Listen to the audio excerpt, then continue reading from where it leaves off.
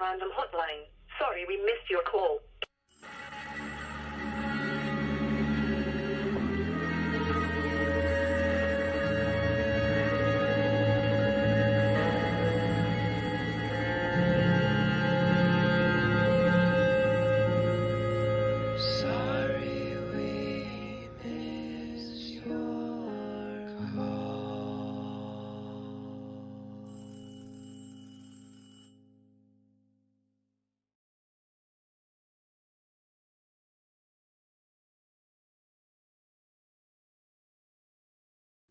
It's Barry versus Lyndon. Who knows where this will go? The conversation starts now. Hello, everyone. How you doing? Hello. Oh no, I'm frozen again. Oh no, Oh, froze no. again. You know what? And not in a delighted expression this time. It's perfect. You're focused. You're concentrated because you know we got a big topic. We have all the berries. All of them. And all of the plethora of Lyndons that exist. You know, all of them, like President Lyndon Baines Johnson and the rest. So it's going to be a great conversation. Yeah, I mean, the only other Lyndon that comes to mind to me is also a bit of a bummer. Okay, we'll maybe get on that. I don't know. So that's a tease or something we won't talk about. I mean, and of course, we have to actually talk about Barry Lyndon. Yes, we do. Oh, yeah. Not what I was referring to, just to be clear. No. Now, Phony, I know you have not downloaded and streamed. You that it's not part of your network. You've not seen Barry Lyndon. I haven't. No one's placed my receiver by a TV playing Barry Lyndon. Yeah, you've sometimes gotten fax messages back and forth where you've seen images from it, but not from there. Blogtoven, you have seen Barry Lyndon, correct? Of course, yes. Of course. Now, did you see it before or after the blank check episode on it? So sorry, 1 second. I love Kubrick films. Unlike Phony, I love Kubrick films. Nice. Well, so let's get into it. Talkie really is the one who hates Kubrick even more than Phony. I've heard Talkie's opinion. I love him. Second unit. Caller, turn off your radio. Blog, turn off one speaker or the other. Yeah. I can't fully turn off. Oh. Well, now you're muted. Yeah, now you're muted. We can't hear you there. Unmute that one. Oh, oh no. Mute the other one. Yeah, and then I'll bring back in your old one. There we go. Hey, there it is. This is actually cool. Actually, you all see my phone. This phone actually might work better than my computer when it comes to doing these streams. So this might be my new setup here. Now, what was your? So you like Kubrick? What is it about? Where does Barry Lyndon land in terms of just the general oeuvre? Is it your top? Is it middle? Is it exist? It's me forgetting that this is also the camera. It's up there. It's I love. Oh my god, I have to figure out how to not make this drive me crazy. We are getting the echo back for sure. Yeah, it's my phone. I can't turn it all the way down. Oh yeah, you have to put in earbuds. Yeah, or on Blogtoven, not 2.0, turn on echo cancellation. Oh, that might be it. It's on. Oh, I see. While you do that, I can show off a tribute I got from Flubel. This is going to be that.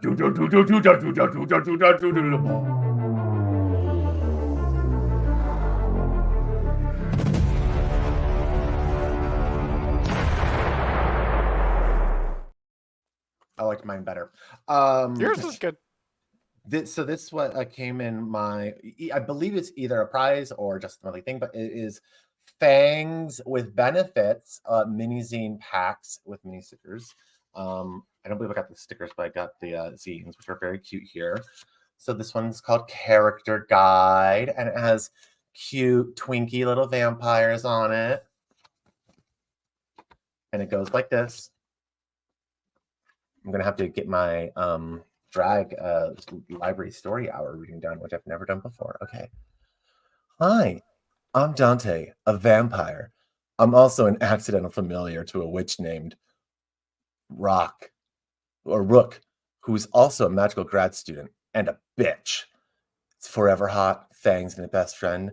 She has a stupid hat, a bite. Who's a bitch? Well, and he's hot, I guess. My best friend and mentor Tally teaches me how to be a good vampire. Or how to vampire good. There we go. Don't skip meals. Don't go out in the sun. He's secretly old.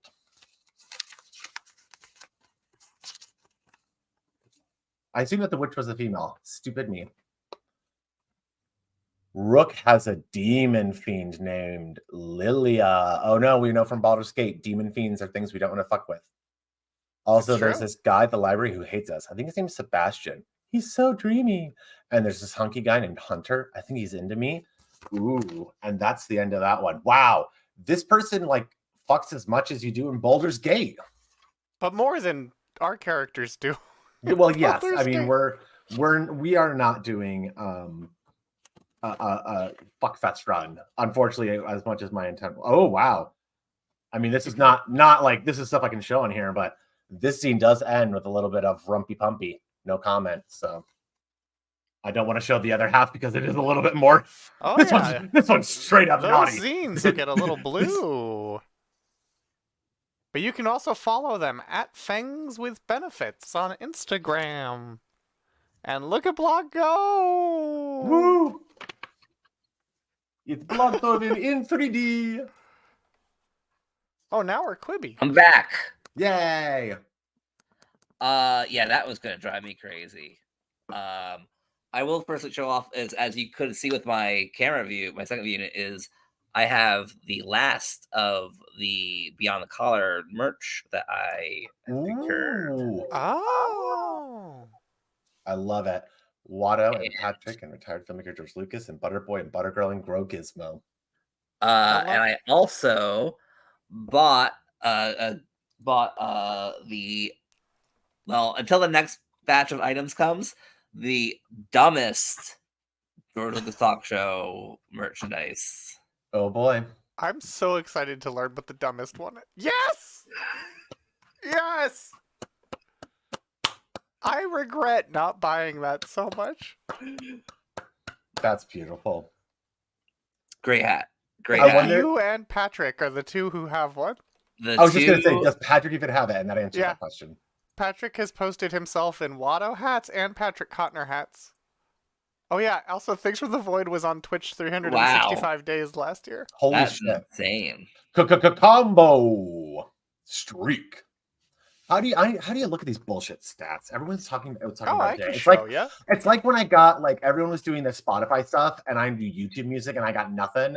And now, like literally last week, I got my replay after a month later or like 3 weeks after everyone did it. So it's like I am mine and no one gives a fucking shit. I So I'm switched over it. podcast apps so that next year I'll have a recap of my podcasts. Wow. Nice. I just, have a running total because I've been using Podcast Addict forever. I was using Overcast, which didn't do that. So here you go. Here's your Twitch. You can go up here where you see the notifications. Okay. And then my channel. No, my Twitch. Nice. And then you see the little goat with sunglasses. In a second, I'm still logging in. Oh. But I was watching what you were doing, so I'll check this out later. it's time to celebrate when we get together. I would We're so imagine it's cool. this channel. It probably is. Of course, it would have been Planet Scum, but Mhm. I watched 51 hours. Oh, look at this. I'm the top 10% of watchers in Just Chatting, talk shows and podcasts, and music, and art, and Baldur's Gate 3, which means wow. not that many art things, because I think the art is all Mary Houlihan's painting party. That's incredible. I will say about this hat, though, the argument for why it's important is it is Pat the Hat. I mean, it is Hat Trick.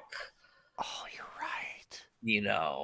That is He- Hat-Trick Cot Noir. It's Hat Trick. Honestly, they should have Oh my made God. it Hat Trick instead of Patrick, but Yeah. So for now, at least, this is the dumbest. Dumbest. Yep, Hat-trick it Cap has? Noir. Patrick Cap Noir is definitely up there for dumbest. I mean, I do think that the Rotten Ronnie shower curtain. Yes. That would be horrific to look at every single day. It sure would. It would just get me the Rappin' Ron Reagan song that Wiz plays at the beginning of every Hunter and the Wiz, just stuck in my head every time I saw it. Wait, what about a Wuzzles shower curtain? Just the Wuzzles paragraph on your shower curtain. Not as horrifying, possibly, for sure, but an I would interesting angle. I'd get a Bumblelion shower curtain. Oh, well, of course you would. You know, Bumblelion is in your home is Ooh. Bumblelion's forever home.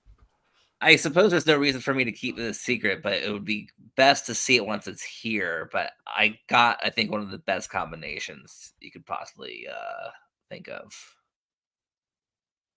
Since I don't have Shoulder Cat anymore. I'm so excited to see what you got, Blog.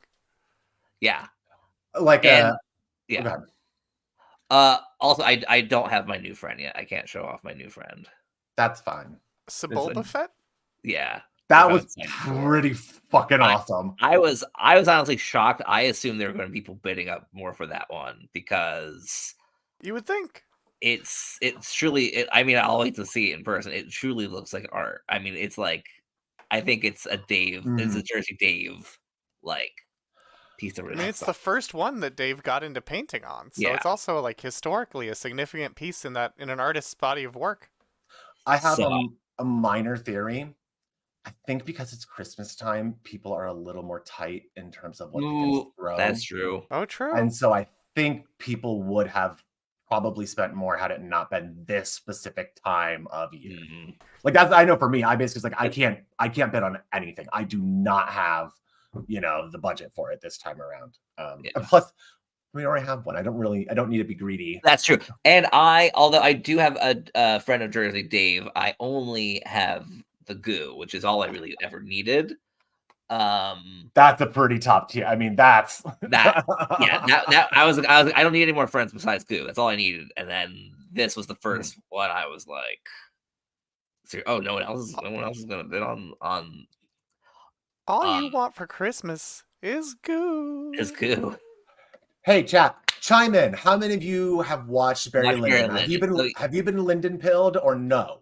So yeah, so I guess let me go into a short history of me and Stanley Kubrick. Okay. I feel like, well, I've talked about on here before how I first watched one scene of Clockwork Orange when I was too young because I recognized it as something from The Simpsons, and it was that one scene that you should not show. I wasn't too young. I was probably 14. Still, it was developing person. Yeah. But it's similar to how one of the first R-rated films I saw was Fargo, which is not one of the first R-rated films you see when you're a fucking homeschooler kid. It's too intense. Mine was The Matrix. That's reasonable. Yeah. So, and I remember being like, oh my God, that's horrible. And then a friend of mine being like, oh, you see that movie? That's one of my favorite movies. And being like, how could you? That's horrible. And then in 2001, I was like, you know what? It's 2001. I should read 2001. And then at some point it was I didn't even realize that it was one week where all of a sudden I was like, wait a second, 2001, The Shining, Full Metal Jacket. I was like, all of these are the same person. And that's how I got Kubrick pilled. And I know, how some people, Space Odyssey, yes. Yes, it's not. I also read 2001. Yeah, so I read 2001, and then I went to watch it for the first time because I'd seen the clip, so I never actually watched it before. You write that down. Sure. And so there was kind of this, and then I kind of watched Clockwork Orange as an adult again, as a teenager, as an older teenager, a little bit older teenager, and and then that movie had all of my interest in there. It was Beethoven and all of it in general. And then I was like, this is actually a really good movie. And I got really into his movies. Doctor Strangelove, also one of my favorites. That was another one I was like, wait, that was also him. And then it's quite the juxtaposition. Sorry, I don't want to interrupt that because I love Doctor Strangelove, and it's not really like anything else he's done. It's very strange to think about it in that context. Yeah. I know Phony and Boise did not like that movie. I was very bored. Bored. It's so dry. It's drier than like weeks old bread.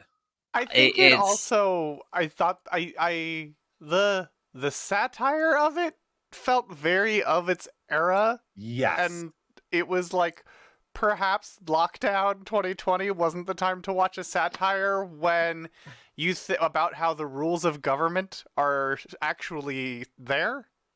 You know. I don't know. It's great. I think if you watched it before certain people were president, maybe it's easier, because I definitely watched that one. Yeah. I watched this. I think it probably worked better. Would have worked better for me then. I did really like Paths of Glory. That's the Kubrick movie that I really liked. Not seen that one. I do have to just jump in here real quick. I'm probably one of the very few humans that owns a physical media copy of The Life and Death of Peter Sellers, starring Jeffrey Rush as Peter Sellers. Whoa! I really dug that miniseries. Anyways. So, and then another one that was like I stumbled upon, and I was like, that's also this one guy, is I actually watched Eyes Wide Shut, like shortly, not sure if it came out, but like 2003 probably. I saw it, like, and it was on like HBO or whatnot, and I remember catching it, and it started at like 2 a.m. and I'm like, oh, I'll watch this movie, and then that's another long one, and that actually worked out really well. I don't know how many people watch Eyes Wide Shut, but towards the end of it, it's like the events of the movie are happening like very late, early morning. The sun's kind of coming up as I was watching it, and I was just like, I need to finish this movie so I can go to bed. But I loved it. And then in college, I was like, I gotta watch all of it. And then and had a friend who was like, oh my God, you have to watch Barry Lyndon. So I finally watched Barry Lyndon, and I love Barry Lyndon. Barry Lyndon, it's beautiful. It's just comforting. You just can just bask in it. It's just, I love it. I was prepped for Barry Lyndon because now I've talked about my favorite movie being Clue. Have I ever mentioned what my other favorite movie is? Amadeus. Is it Barry? Oh. Okay. And so I love Amadeus, which is also a 3-hour historical drama with costume period, props and settings and all that kind of stuff. So when I got to Barry Lyndon, I'm like, oh, okay. It's like Amadeus is camp and Barry Lyndon is just straight camp. It's so much fun. I mean, I'm thinking of so many scenes from it. Right away, I think about the anticipation of finding the ribbon. Because that happens right at the beginning of the movie. The couple of soldiers like, don't be a silly ass. I don't know. Yeah, it's sort of like, I'm trying to think of the word. It's one of those films and stories that's always very weird, where like it circles back around and our main character ends up more or less in the same position he was at the beginning, with the exact same attitude he had at the beginning, and they don't change. And everyone else around them is reacting to him, but like your main character has no development or growth. He's just going through a series of events that just happened to him. And he's like, well, no lessons to learn here. I guess I'm just going to go home and live off an inheritance and just like, I'd be sad because I can't go have my adventures anymore. Not learning lessons is a bit of a like recurring theme for Kubrick too, because like that's also ultimately his clockwork. Yeah. But yeah, because it circles around with so Barry Lyndon's dad dies in a duel, and that's like that's what sets up the whole series of events because his mom is always just like, well, we're going to turn you into like a lord, like you're going to become big one day. And so in his brain, he's like, well, I guess I better just do whatever I need to do that. And he's sort of like mediocre white man falls upward. And like when he's in one army and they're losing, he's like, well, I guess I'll just go get captured and join the other army. So he just switched sides, like just cause, and meets, a charlatan card playing gentleman by the name of, it's great. I'm blanking. What's his name? The Chevalier? How do you pronounce that? The Chevalier? Chevalier. Thank you. I knew it was something that French is the most difficult language for me to realize how it's pronounced because nothing looks like what it's supposed to. Yeah. And so he just like takes him on as his apprentice, and then he marries a rich lady, and then they just like leave, and she's like, well, because divorce isn't really a thing, I'm just going to give you an allowance to never see your son or me again, because his son tries to kill, or her son from the previous marriage tries to kill him in a duel. Yeah, because they love the natural born son between the two of them, and Barry Lyndon's trying to get his younger son to do it, and the older son, who's kind of a bit hot, it's just like, no, I'm going to shoot you, stepdad, boo. And he's also in other Kubrick films, and he also became like his assistant. Who like did everything for him, and then like actually worked on did a whole bunch of stuff for him. There's a documentary about him. Oh, yeah, because what is his name again? I don't remember his name at all. Yeah, I'm scrolling. There's so many names. I'm scrolling through and seeing if any of them pop out. But again, and that's I'm Leon sure Vitali? Yes, it is. And then the documentary is Film Worker. There you go. Interesting. But the biggest thing for me with Barry Lyndon, as I've touched on, is just visually it's stunning, and it was meant to be like literal art pieces that you kind of zoom out and you get to see, and they look like actual paintings. And and I'm sure everyone here who even who've not watched Barry Lyndon, you probably know this, that Kubrick basically invented a new camera for this, where he took like a NASA camera and he just like combined it with a film camera. So other people developed technology which he fumbled around with, but he didn't. Goddamn Emily Pineapple, I spoke up for your sake because I knew you'd be fuming if we didn't say just Kubrick like Kubrick worked with collaborators to invent a thing. He really did a great job with the never mind. I'll hold the phone. Yep. Hold the phone. Thanks, Tony. The production team worked on design and basically used natural lighting to film everything in a way that had not been done on that scale before. And the movie uses something like 90% natural light as a result. Which it does. I mean, it has a good job of specifically looking like the paintings of that era. Yes, and he did do a great job of using his actors. It's any director that treats actors like props as if they were a set or like a candelabra, and it's like, same actor, just I need you to do like a trained dog, do the thing that you did, and do if he just had to treat them like shit to get the take he wanted, then then that's what happens. My face when I learned how he treated actors. Basically, but your face looks gorgeous. And those disgusting moles all the time. I like your sweatshirt. It said count every vote. I stole it from my friend Adam when I went to his house, and it was way cooler than I thought it was going to be. I was like, I need a jacket. Count every sweatshirt. Count every sweatshirt except this one because I stole it and never gave it back. Alex committing to crimes on camera. When they gets prosecuted in a small Barry Lyndon. Yeah, I was gonna say just like that's Barry true. Lyndon. That's Barry Lyndon, the human embodiment of you made this. I made this. Ooh, and then I realized instead of saying, I see why Coppola related, or not Coppola. Ooh, I'm sorry, Francis would not mean to associate you with goddamn Emily Pineapple. Okay. Here's a great question. Who is Barry Lyndon, though? I think we need to have a moment that we haven't had actually in a hot second. And we're going to jump away from the film Barry Lyndon, and I will pull up The Luck of Barry Lyndon, which is the actual piece that it's from. I'll present it here so y'all can read. Hooray! Follow the band when I get to it.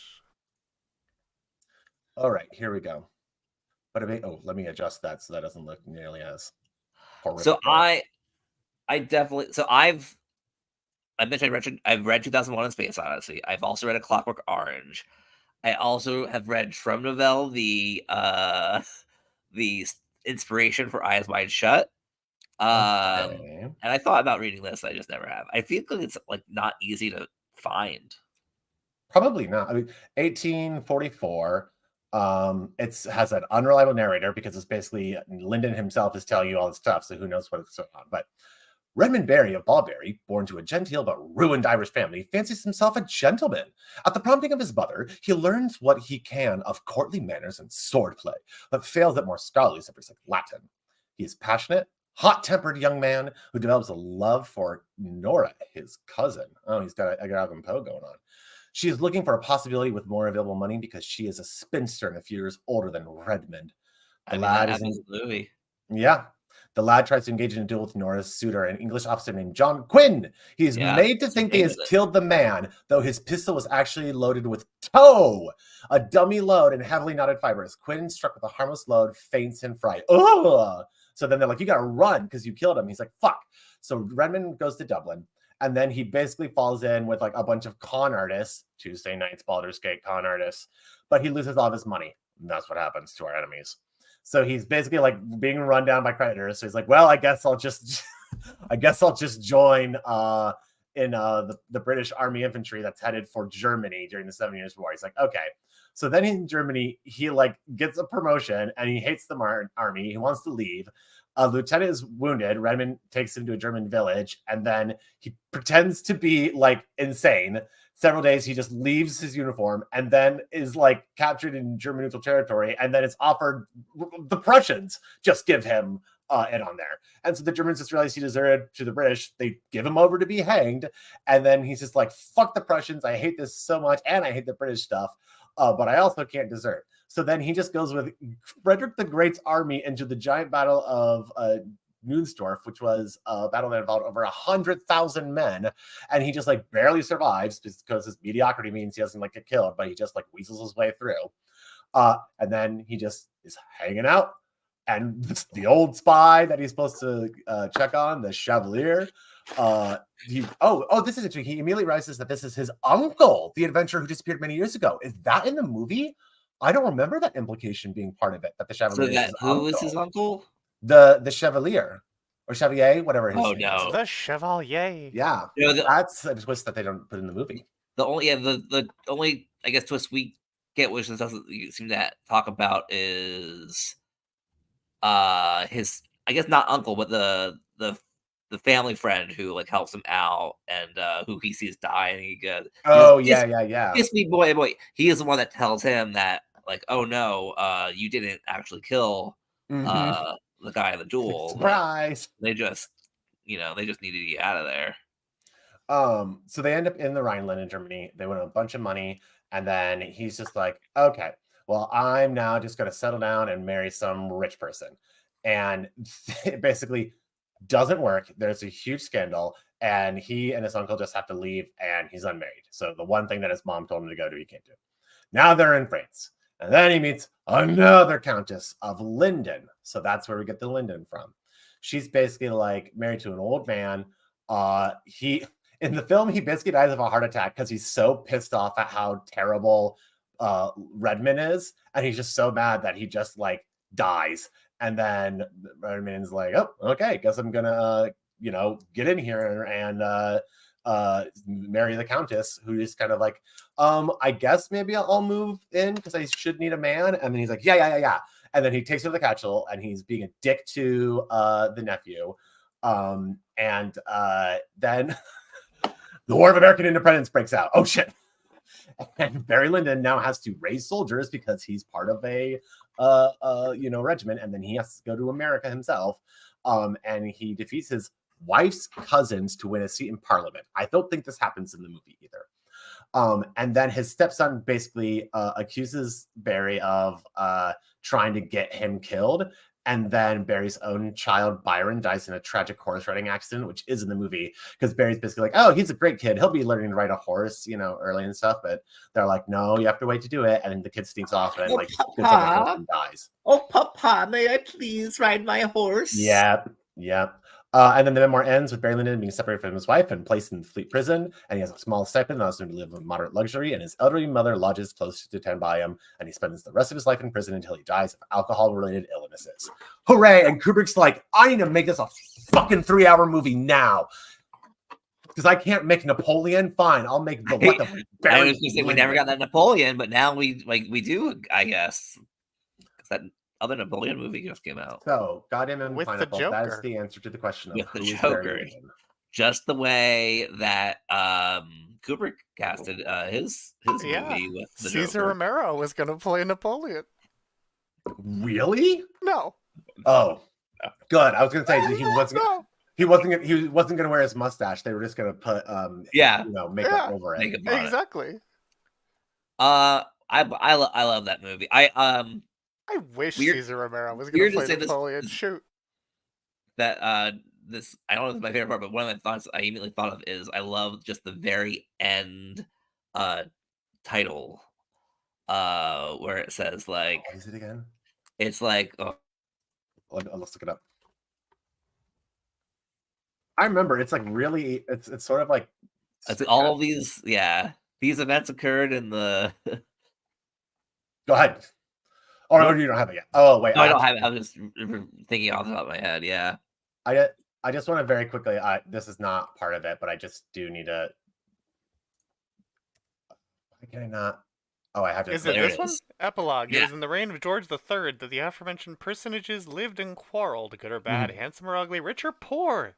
They are all equal now. Okay, they all fucking Love dead. it. I love it. I love it.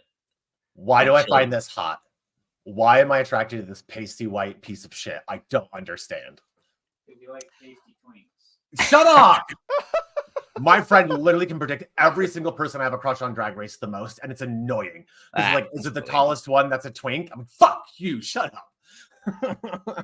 It's coincidence. Yeah. Red for Velp. Yeah, so I just enjoyed it because as I was explaining to Phony, who hadn't read it and has no plans to, Phony, you motherfucker, I see what you're doing, you son of a bitch. Hi, hello, I'm desensitized to you now. You're just like you're like the childhood nightmares I had where Winnie the Pooh crawled out of the screen and ate me that I used to have for 8 years. It's fine, it's whatever. You're just part of my life. I don't give a shit. Yeah, you have no power over me, Burger King. Also, another great thing about this and other Kubrick films is, of course, the music usage, which becomes iconic. It is interesting that there is very anachronistic music in this movie, where there is music that is from a little bit later because it sounds nice and he wanted to use it. Yeah. It's one of those things where it's like only classic music lovers are gonna be the ones being like, That's 100 years later than the time period you're in. and everyone listening being like, that sounds like old music and it's pretty, yay.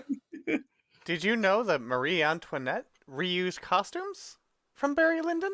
Oh, like the one from 2000s? The Sofia Coppola one, yeah, I they didn't know reused that- costumes. I didn't know that she made movies. We're gonna go see Sam. Marie? Movies. I didn't know. Yeah, I didn't. Marie made any films like that. I thought she just, done that one thing. Rose Byrne's costume was... Do you know whose costumes weren't from Barry Lyndon?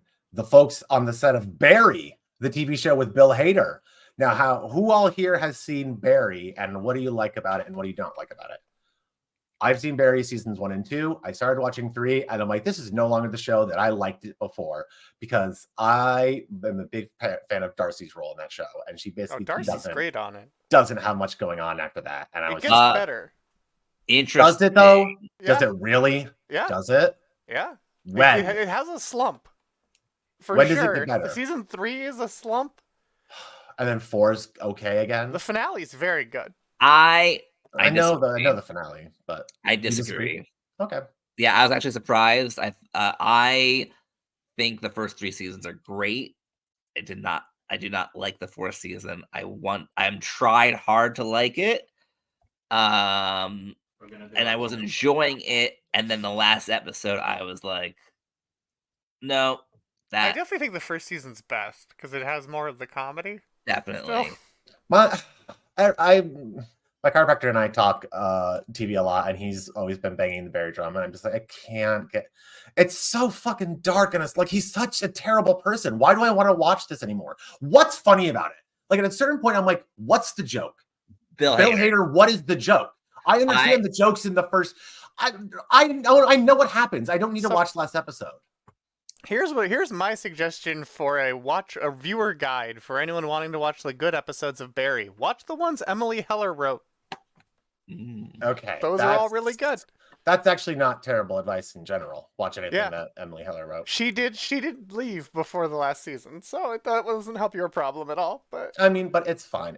Or quandary, I suppose, maybe not a problem. Maybe she's the one that I wonder if she wrote the episodes that I despised. No, I'm just kidding. For me, a lot of the comedy in it. Well, first Stephen Root. I mean, watch it. Oh yeah, so good. But I do have to say, Bill Hader, like his deliveries of so many lines is just what really makes it funny for me. Like it'll just be like this one moment, and it just shows how his character is just is does not care about you. His mind is completely elsewhere, and he'll just give this delivery where you're like, oh, that's not what anyone else was doing. And I don't know, the way he just delivers those lines just will make me laugh. Yeah. I really like Anthony Carrigan, who's Noho Hank. Yeah. Oh my God. Yes. Yeah. Oh. He's also queer villain representation that's not like just the coded queer villain stuff. It's like essential to their character. He's going to play Metamorpho in the new Superman movie? Yeah, as well as if you're any of the fans of For All Mankind, the actor who plays Dev Patel is going to be in it as well, playing a character I can't remember. A lot of people are in that. He was also in Gotham. Yeah, he was Victor Zsasz. He was Zsasz. That's how I was introduced to the character of Zsasz. I had never seen anything Batman that used Zsasz before. Interesting. Oh. And also he nailed it. I mean, I don't know if Gotham's a fun watch now, but when Gotham was on, he was one of the things that made it very fun to watch. He's in Bill and Ted Face the Music also? Yep. Who's he play? Death or something? A robot. Oh, of course. One would. But Death is not a bad guess. I can see him being the Bill and Ted Death. Young Death. Young Death. This is a question that's going to sound completely out of the blue, but will be relevant shortly in a moment. You'll understand why. Barry Lyndon is definitely full of heterosexual. There's no bisexuality in that guy, right? Sure. Okay. That's all. Just I don't care. The thing I'm doing cares. And you'll understand in a second. So just moving right along. Yeah. What if they remade Barry Lyndon with the Muppets? Ooh, who would be? Well, so we have. I'm guessing it would be Ryan O'Neal as Barry Lyndon because you have to have like a central person. Yeah. Otherwise, we just wouldn't see that human actor for the rest of the movie. Yeah, that's a good point. Yeah. Let's see here. So, Miss Piggy would obviously be the Countess at the end. I think Kermit would be one of the generals that's along the way. Gonzo would be the Chevrolet. I was thinking Fozzie because they're just the ostentatiousness of it, but Gonzo would work well. Yeah. I feel like Gonzo would have that look, you know? That is true. I'm gonna have to look up this Chevalier now that I know you're associating him with Gonzo. Look up, see what he is. Okay. Lazy. Oh, you know what? You see it, right? Yeah. He's arbitrary. He's sort of. Let's see. I could also see this person playing Alfred in a Batman thing if they had been made more Batman in that era. Yep. Well, and just in terms of Cooper crossover, he's the guy who is in the scene that we shouldn't talk about and like, wise conversation ever had. What, talking about the Muppets and Barry Lyndon? Oh, and Wiz is getting a Photoshop ad. Well, Wiz, you're missing out on quite a combo. Um, I'm just trying to think where they're going to throw the Swedish Chef in. That's a good question. I mean, he probably would just work for Barry and just be like one of it. Like he just would be in some scenes. Would be okay. Wiz is clearly caught up. I think. I mean, we had to see Sam the Eagle because it would be funny to have an American representation and be like, the Declaration of Independence is being signed right now. Wow. I'm also now nervous that this came up on Blank Check on that episode, and that's why I jumped to it. So a conundrum of what was asked to me earlier is, so again, I'm not the best at listening to podcasts. How This Get Made is kind of like the only one that really gets me, and I was like, oh my god. Of course, everyone's talking about Blank Check. I want to get into Blank Check, and when I found out they're doing Kubrick films, I'm like, this isn't perfect. But even though I watch all the movies, I still want to watch the movie before I listen to it, and I did that for the first few. So I did it for Paths of Glory. But even before that, they did the Killing. And even before the Killing, there's the one I saw for the first time. That first one, which you could not find for years and years and years. Fear and Desire. Fear and Desire. So Fear and Desire I'd seen before, but I watch it again to listen to the pod, to listen to Blank Check, and then the first one, which was the one I'd never seen before. Well, Fear and Desire was the first. The first one was the twofer where they did Fear and Desire and Killer's Kiss. Killer's Kiss.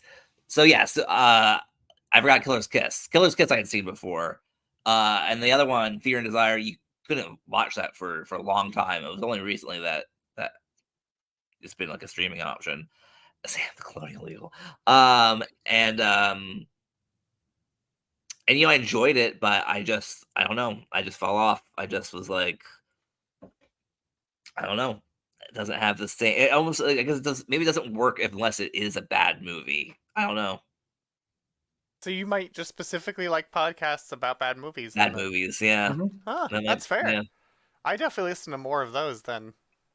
I would highly suggest just one episode, apropos of nothing, give a chance that you don't even need to watch the film beforehand, but it is on YouTube. I do. I need okay, so then you'll be able to find this on YouTube, and you and me will be the only two people besides the Blank Check people on it who have watched this. A Master Builder, the Henrik Ibsen adaptation with Wallace Shawn, directed by Jonathan Demme, because that episode is top tier. Them talking about a bad film, and it's amazing. Got it. There is a section of it which is just them talking about the Playmobil movie. Yeah. And that section in of itself is epic because John Hodgman is the guest. So it's the perfect energy and combination to do this. But yes. Yeah. Speaking of podcast, I think I may have finally gotten a coworker they might get into George Lucas Talk Show.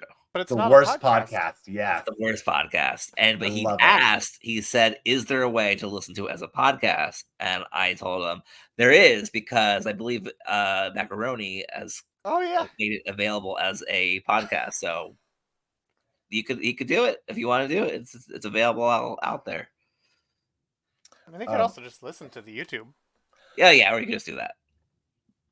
Phony, if you would like to get the Lyndon clip that I sent you, so we can take a nice pivot, I will briefly show you the reason why I was asking some questions about it. I see what you're doing, Missy. I'm making Barry Lyndon of the County Barry. This is changing the spelling from B-E-R-R-Y to B-A-R-R-Y. And I'll be having him with his two sons married, butchering his way through Crusader Kings. and a different point on there. So yeah, Someone- it'll be fun. Someone, I'm pretty sure it was Void earlier, had mentioned, which I never even thought of before, about Lyndon berries, and I didn't even think of them, and we missed an opportunity to do Barry Lyndon versus Lyndon berries. They're not spelled the same, and also it's lingonberries, Or not lingonberries. lindenberries. Yeah, but you know, If you Google Lyndon Berry, the second result is an MBA from Virginia's LinkedIn page. Not on mine, but I have DuckDuckGo, so Oh, I'm on the Yes. Google, so they must think I really need an MBA. I'm gonna check it out, and I want to figure out who this person is. Let's get them. a different coworker said something that made me feel incredibly old, where they said, "Yeah, when I was a kid, and people would Google my name, and I just was like, oh, you had Google when you were a kid." I mean, the current Doctor Who's Doctor was the 10th Doctor. Mm-hmm. We're at that point. We now have generations underneath us that are becoming more relevant and discovering things that it's like we're the ones like, yeah, of course this thing exists because it's just part of our pop culture, but they're learning about it now, and we're like, oh, that's right. We take for granted the things that we just were like our parents forced us to watch, and now millennials are forcing their kids to watch stuff. Yeah. But my nephew loves Shrek. It's his favorite movie. Are Shrek's Wow. still huge with the youth? Yeah. Yeah. They are. Yeah. Yeah, Well, you- there's the musical, so Well, you know what we should make people watch now? Yes, we do. Shrek. Mr. Hager? Yes, it's Joe Hager. Joe, is your father the one that makes clothes? Yes, sir. We're all together. This is perhaps the most famous Lyndon. You all Yeah. made me some Why? real lightweight slacks. Legitimately, he Lyndon just made up LaRouche on is his the only own other Lyndon I sentence could 4 think of. months ago. It's a kind of a light Person who brown helps and a light whip up the green, civil rights rather movement soft green, legislation. a soft brown, Not Yep. the Democratic and votes. they're real lightweight. Now, I need about 6 pairs for summer wear. I want Speaking a of, couple, maybe of 3 of the Doctor light Who, brown, kind of a almost the powder third color, Doctor's like powder on a son lady's is also in Gotham. face. Then there was some green, Yeah, As he's Alfred. Alfred. and then maybe some Yeah. other light pair if you had a blue in that, or But yeah, And, this is uh, also the black, first if time you the have one Doctor's blue younger and than me. one black. I need about 6 I'm taking pairs. a And to wear around just an the update for evening me. when I I'm come now in from on work. the 18th And season I of need, Who, they're about a which half I inch Read us too here. tight in the waist. already know is the final season of the fourth Doctor. No, and, I don't know. we You- just you got all that just get updated them, I think intro. so, but once you have the measurements Just there, I can send you a pair. I want them a half Here it inch comes. larger in the waist than they were before, except I want 2 or 3 inches of stuff left back in there so I can take them up. I vary 10 to 15 pounds a month. So leave me at least 2.5, 3 inches in the back where I can let them out or take them up, and make these a half inch bigger in the waist. Make the pockets at least an inch longer. My money and my knife and everything fall out. Wait just a minute. Like a Zoom call. Hello? Now, the Facts. pockets, when you sit down in a chair, the knife and your money comes out, so I needed at least another inch in the pockets. Yeah. Now, another thing, the crotch down where your nuts hang is always a little too tight. So when you make them up, give me an inch that I can let out there, because they cut me. They're just like riding a wire fence. These are the best that I've had anywhere in the United States. But when I gain a little weight, they cut me under there.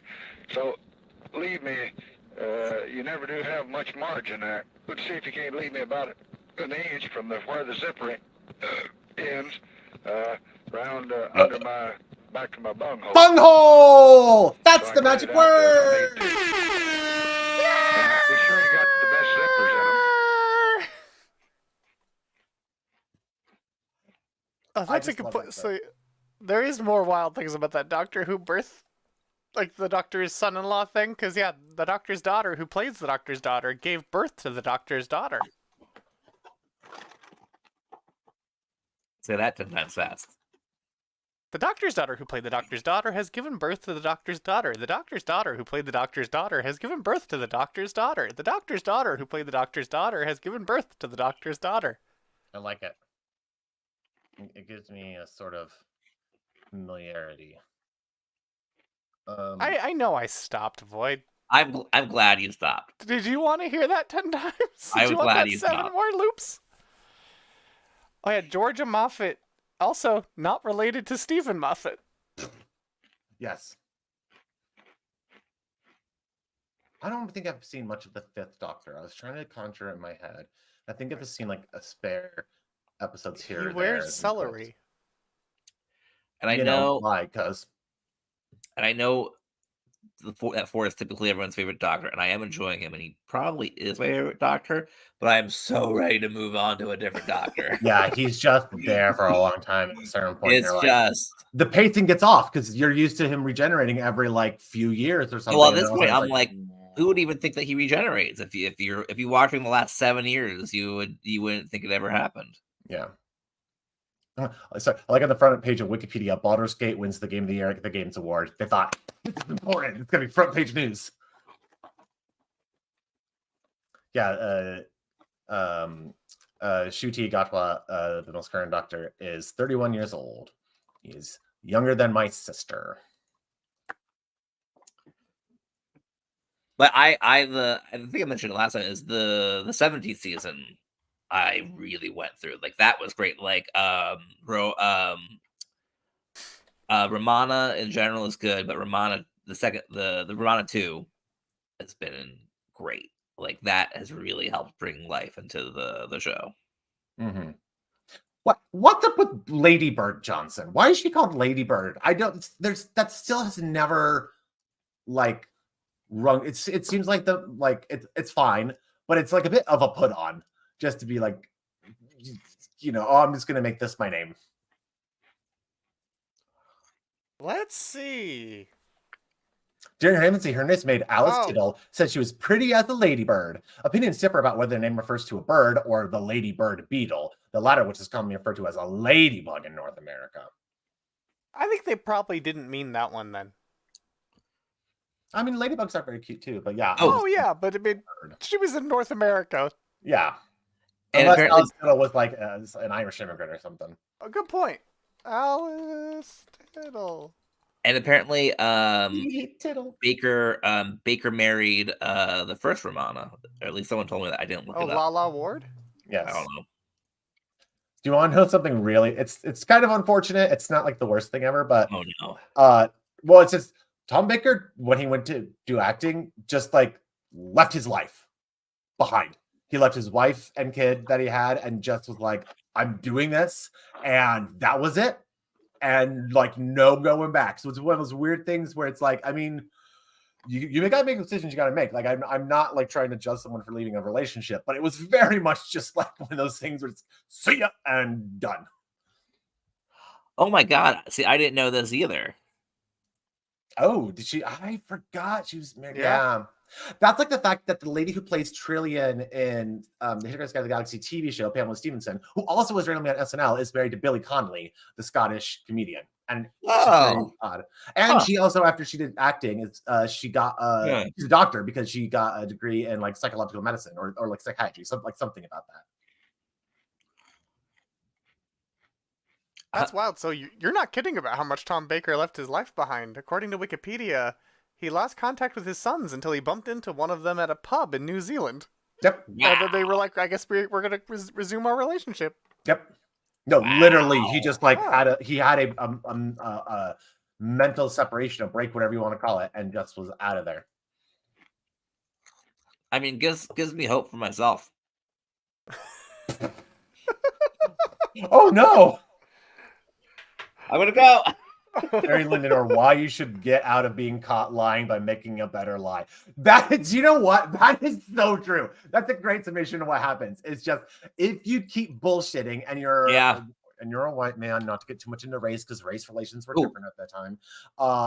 It is just very funny that is what it is. Oh, but speaking of Tom Baker, he also voiced one of my favorite Star Wars characters, the Bendu. Who's like a Force Celestial. Oh, is that like a radio thing? Or like an audio thing? TV. Oh, TV. What TV show? Star Wars Rebels. Rebels, I right? haven't seen Rebels. No, it's good. It's good. It's like Dave Filoni's follow-up to Clone Wars. Hashtag neat. It starts not great, but it gets good. I think Like it all like- Star Wars fine. shows. Unlike Well, Barry, not great. which starts out great and It starts off fine. Also, It starts fine. It just starts definitely it starts playing younger. fine. It starts fine. I would Yeah. say you also doesn't start off great. Clone Wars. Oh no. The first episode of Clone Wars where Yoda's just on like a walkabout with some clones. And of course, do we count the movie? I saw that in theaters. We count one with Stinky. I'm just Oh, yeah. frustrated that I can't watch any of the new the new Star Wars stuff because all these fucking characters keep popping up and they act like we're supposed to know who they are. And I'm like, who is this bitch? Who is this? What is happening? Why is My this big an criticism is I feel like they split the line too much. I feel like either it's we gotta explain to people who these are, or there should be no explanation at all. And this in the middle of the road stuff, I'm like, well, now both sides are upset. Yeah. I mean, doesn't that sum up Star Wars in recent years in general? Yeah. Mhm. Like for a while, it was like only half of the fan base is upset, and then they're like, "No, we're gonna make Nope. the other half real Both mad sides. too." I'm But not gonna I lie would though. say, I don't know if this is controversial or not. I would say, I think Rebels is even better than Clone Wars. I would agree. say Rebel. Okay, very good. Well, with one caveat is not counting the final season of Clone Wars, which is Oh well, that came top after tier. Rebels and is on a which whole came other out level. after Rebels, which is top tier, which is like best of all of Star Wars. All of them all. That's good. Is Oh. it weird? I just don't give a shit about Anakin. No, Because like he That's- just turns that's into the Darth great Vader, thing so I about know his Rebels. arc. Like everything else that happens in between, I'm just like, I don't care. at the same time, I was so happy for Clone Wars, even though I didn't watch it until more recently, because it's like, hey, this is all the stuff that the movies should have been telling us, instead of it being, he's a kid, he's a Jedi, he's Darth Vader. Did George Lucas have any input on like He did. Okay, Oh, so yeah. that's what I was gonna ask if this was like stuff he kind of wanted to maybe get in there but wasn't able to because it's just a film and Yeah. had to go with whatever. He had And a he- lot more on Clone Wars. Okay. Yes, and he basically And passed Mark is- on the torch to Filoni. Yeah. And Filoni is like the only person he's trusted. Andor is Ah. the only Star Wars show that has completely worked for me front to back with no issues whatsoever. I was in the Interesting, room 'cause when they I announced thought- Clone Wars Wow. Ooh. at a celebration. They were like, "We're Room doing this where it panel where happens. we have a big announcement to make." And it was Clone Wars, and I got a free poster, and they showed off Dave Filoni's Plo Koon cosplay. Andor said ACAB. I'll just give that to Andor's great. Andor's so good. Yeah. And I know this is a hot take, and there's no one who's going to agree on me on this one. But This is the sausage sizzling. I didn't really enjoy Andor that much, and I think it might be because of the reasons we said. Because I'm like, where are the characters I know? I'm like, Yeah, where and are meanwhile, the I'm like- lightsabers? and I just meanwhile- want lightsabers. Kind of like with The Last Jedi, I'm like, hey, new characters that I don't know and don't have a deep lore that every single person freaks the fuck out on if it's not done exactly the way that the holy lore book said. Because, oh my God, we can't actually change anything. It has to be some sort of weird canon that everyone worships. Like, Jesus fucking Christ. Mm. I like being that apparently the small circle where my favorite Star Wars character was Luke Skywalker, and I loved The Last Jedi. My favorite character, Princess Leia.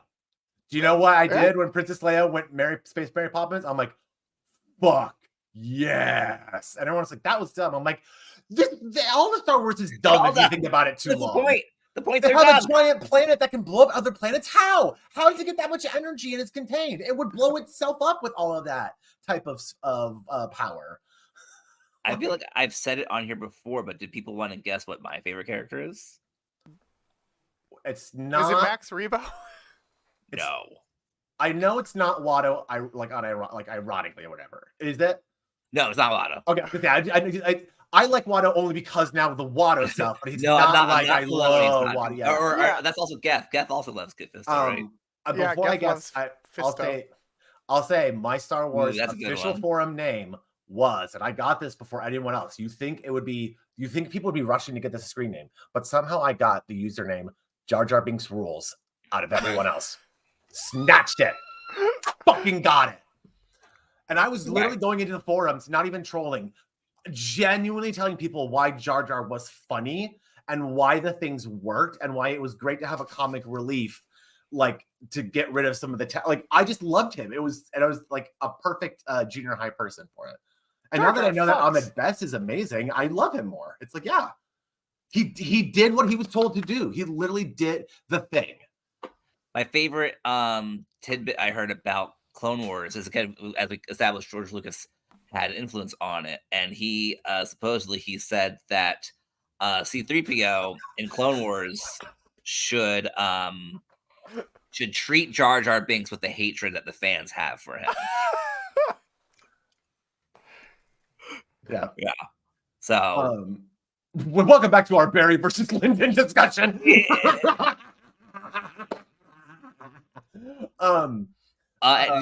you want clues for my favorite character? Is it from the prequels or the original? So I'll say it's original Okay. trilogy, and I'll even go one up more. I will say it's part of the main crew. R2? R2. I was good. Do you know who my actual favorite is? Like besides Princess Leia, is C-3PO. I love C-3PO. Yeah. They're up there. R2. I mean, R2. I mean, the original trilogy, all of the R2 moments are the funniest, best moments. I mean, R2 told the story. In a way here too, we also, like with Stanley Kubrick, we're saying, R2 is the best thing here. We have to credit Ben Bratt, the sound designer for R2-D2, who is incredible. Like, I did not realize how much my baby brain was affected in terms of sound design and like artificial sound design until I got to understand what Ben Bratt was doing. And that's part of the reason that I like, really loved soundscaping and design the way that I do. Yeah. Did you? Not Bratt. But Benjamin Bratt is he's from Miss Congeniality. The first thing was, what's his name? Ben Burt? Burt, thank you. And I learned who Ben Burt was from this book, the Star Wars Galactic Phrasebook and Travel Guide, which he also wrote. And it's the translations of beeps, bleats, boscas, and other common intergalactic verbiage. Wait, and that's just what it is. Oh yeah, The Legend of the Hidden Temple with Mary Holland as the robot. I don't know where I got it, but I got it. It was so cool. And then Ben Burt also making the vroom, vroom, by like waving things in front of speakers, and the TIE fighter sound is like traffic in LA mixed with a baby elephant scream. And when you know that and you listen to it, you're like, yeah, it is. Like that is just what it is. It's really great. And I knew that because I had the Star Wars Special Edition VHSs that were the, like, I think we had the full screen ones, not the widescreen ones. Or I should say no. Whichever one we had the Special Edition ones. We didn't have the original unedited set, I should say. That's what I was trying to clarify. So it talked about all the sound design and the changes and all those kinds of things and how they made some of them. So we figured, why don't we have Han step on him? I still love that was their workaround for, well, he was just a big guy when we filmed this. It is funny. So his head just a man in a costume. Han. See, that's why I miss before they decanonized anything, because they just had to be like, no, like, because Jabba was in comics. Yeah. As like a guy in a fur vest, and they're like, well, no, that was Jabba. But so is the other Jabba, and we're just going to have to retroactively make this all work, and I miss that balancing act. There's two people named Jabba. They're both Jabba, but, just deal with it. Ezra's also named Jabba. That's true. Ezra Bridger is also named Jabba. I'm Jabba. I'm Jabba. I'm Jabba. Hey, Spartacus. That brings us back to Stanley Kubrick. Hey. Another movie I haven't seen. That one, I don't think I've seen. I've not seen. Or Vidal. Or is Spartacus Gore Vidal script, or is it a different one? I'm looking up. I know because I know Gore Vidal worked on Ben-Hur, but I can't remember who wrote the screenplay for. I know. So Trumbo. Oh, that's right. I'm writing in the bath. Yeah, Trumbo wrote that script. Right. In the bathtub. Writing in the bath. No, he worked on Ben Bratt. I'm not gonna let that down. Genuinely, okay, let's have a side discussion here. Mini topic. Miss Congeniality is so funny. It is a great movie. Michael Caine gives an amazing performance. Sandra Bullock is so funny and hot. Not that has to be like, qualifier for it, but she is. And it's just filled with so many great jokes throughout it. So I give big ups to Miss Congeniality. Big thumbs down to Miss Congeniality too. Not good. Oh, the sequel's way worse. Yeah, the sequel is huge drop off in quality. But you know who else was in it? Who? William Shatner of Star Trek. Yeah. Be sure to check out Red Shirts. Y'all, we recorded an episode about The City at the Edge of Tomorrow. It's the most hyped and manic energy I've had in a long time recording. It's insane. We were shouting at each other through the microphone because Hitler! Somehow Hitler's involved in it. What the fuck?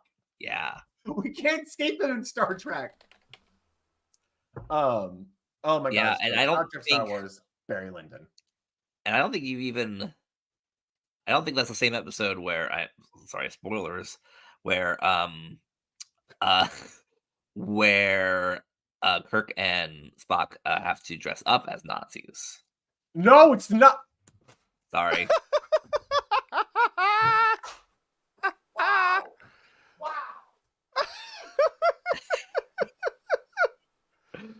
Sorry. That's what I meant. That's why I was like, oh wait. Yeah. No. City on the Edge of Tomorrow is the one where they have to make sure that they don't stop with the Joan Nazis. Collins. Yeah, I know. Yeah. Where Bones it's like, I'm hyped up. I gotta run into this magic TV screen.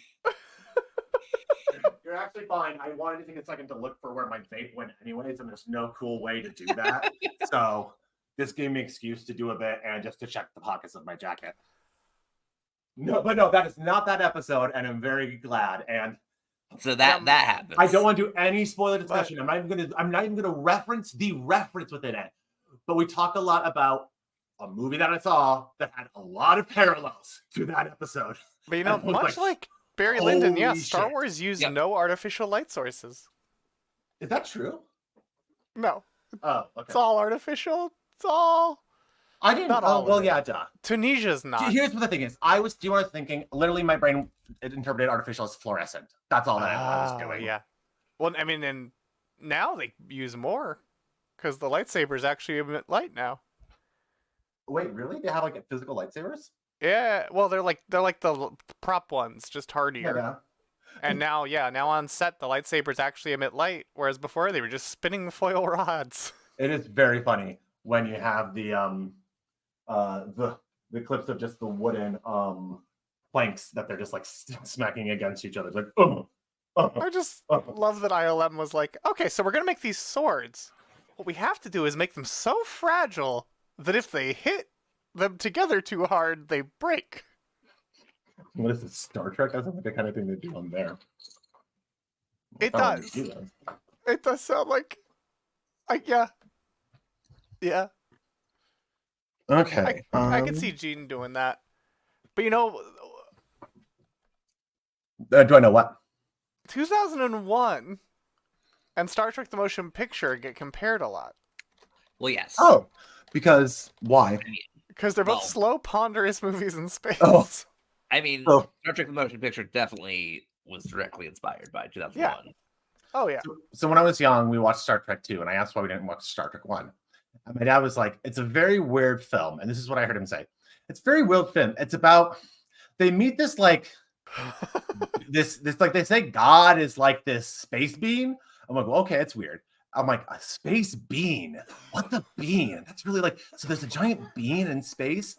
I realized only after I watch it, he just dropped the G and it was being. Mm-hmm. And I was just waiting for some being to pop up the entire time. I'm like, oh no, it's this entirely other thing. Oh, I see. Okay, got it now.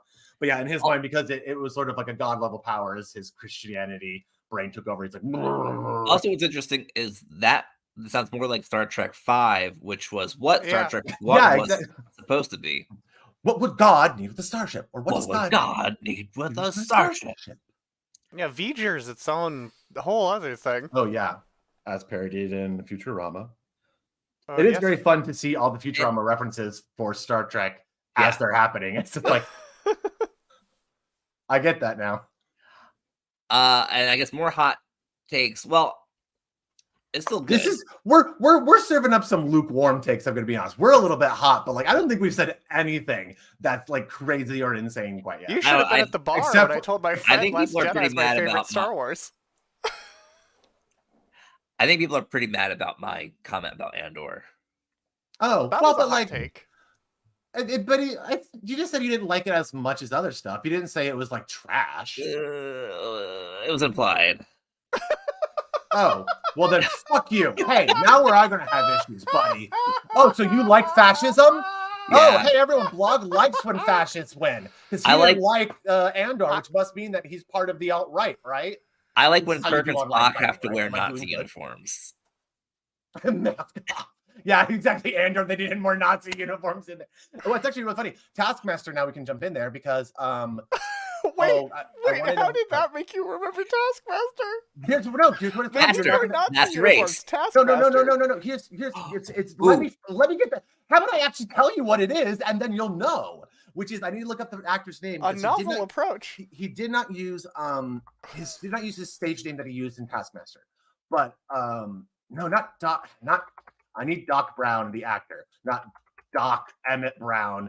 Oh my God. Here's a great idea for a Taskmaster spinoff. Can't find him. Taskmaster Race. Ben Bailey Smith? Ben Bailey. Yes, I think. Show me a photo. Oh, I have to pull it up. I looked up Doc Brown Taskmaster, and he's the one who came up. Thank you. He is one of the Ben Bailey Smith. He's one of the officers that's part of the like legion that sits around the giant fascist circle. Oh, is told about So that is why, Mr. Voicey, I came up with a Taskmaster connection because it's relevant to Andor. Oh, he totally is. He was so good in Andor. Yes, he's very good. And it was the first time I've ever seen him act. He was also on Doctor Who. Yes. Yep. No, so yeah, when I saw him pop up there, I was very pleased. Wow. I'll get there eventually. I did just watch a Peter Capaldi interview today where he talked about being in Germany and like that he had been told, don't talk about the war. And then the first question was a German person saying, is it true the Daleks were based on the Nazis? And Peter Capaldi's like, well, do I say yes? Will the Nazis be offended if I say yes? Oh, who cares if they're offended? Yes, they were. Yeah. That reminds me of Faulty Towers with the Germans, and they're like, don't talk about the war. And he's like, you started it. He's like, no, we didn't. You invaded Poland. I might have mentioned the war, but I don't think they noticed. I think I got away with it. Too bad. Let me do the funny walk. No, don't. No, let me do the funny walk. So bad, but yet so good. Too bad John Cleese now is so bad and just yeah. And I think Terry Gilliam too. I don't think he's walked back any of his comments that he made. Oh no. Yeah. You hate to see it. Notorious turfing. They have bad misinformation going on. I mean, we've got bad information going on here. It's great being in the Iowa caucus. I talk about this every once in a while. Great being in the Iowa caucus and figuring out which one of their candidates wants to put me in an internment camp the most. It's real fun. Is shitty. It also almost killed that actress. That article was horrifying. Oh my God, really? Yeah, on the role on the Baron of Munchausen, they basically did like a completely unsafe stunt, and he basically was like, "No, get the fuck there. You can do it. You'll do it." Shut her off. Got this. That. He's like, "Great, we're good," and she was traumatized and was like wrote about it just I think last year or something. Yeah, he did a Landis. Yeah, it's literally, she like managed to just barely not get hurt. And she was underage, like she's like 10 or something, and was doing this like stunt she never should have been near. Wow. Baron Munchausen has a big Barry Lyndon energy. It does. I didn't like it that much though. It was, here's the thing, it wasn't weird enough. Do you know what I mean? It was too grounded in it, but like the characters were sort of weird, but it never went anywhere. I mean, my favorite Terry Gilliam movie is, well, it'd be one of the Monty Python films because he directed, but I love Brazil a lot. And that's basically the extent of, well, I have seen the Imaginarium of Dr. Parnassus probably more than most humans, which is 5 times. But a lot of that had to do with Andrew Garfield. And I saw that it one. once. big bi energy coming from that movie. I enjoy that one. And I agree. That's another- Palin is needs to be shrouded with protection. Eric Idle's opening Sketchfest this year. Oh wow. Eric Idle's good. He's doing his own thing. Yeah. He's very much, you know, on the right side of things. And he did spam a lot, which I don't think I'm gonna be able to make it, but goddamn fuck, I want to see Terry Gilliam in that so bad. I would have auditioned for our local production when it went on, but my sister was literally getting married opening weekend, so there was no way for me to do it. Oh, And yeah, my mom, you can't. bless her heart, was like, "Well, can't they just get a different actor to do that one day?" I'm like, "Mom, they'll just get that actor to do all of it because he's available all the time." Like it's like they'll just have that person do it. They're not going to train one person to do one day. Also, the funniest thing about Monty Python people being TERFs is it's literally a comedy group that became famous for cross-dressing but now we know. I'm guessing the misogyny. Isn't it funny? Yeah. Well, and this is genuinely really this is actually really interesting. This never come up, and I've never openly talked about this, but this is something that's hard. Monty Python was huge and instrumental for me being comfortable with the idea of drag and the idea of performing and things like that. Because a lot of times when they did play women, especially like Eric Idle and Mike Palin, really play it straight and give it like pathos and stuff. Yeah. So there was a weird, and like Graham Chapman too. So there was like a lot of stuff in Monty Python that I think is integral to Missy developing. And now it's just like, fuck, like two of the people involved, you know, weren't on the same wavelength that I was. Reading into it is a little hard.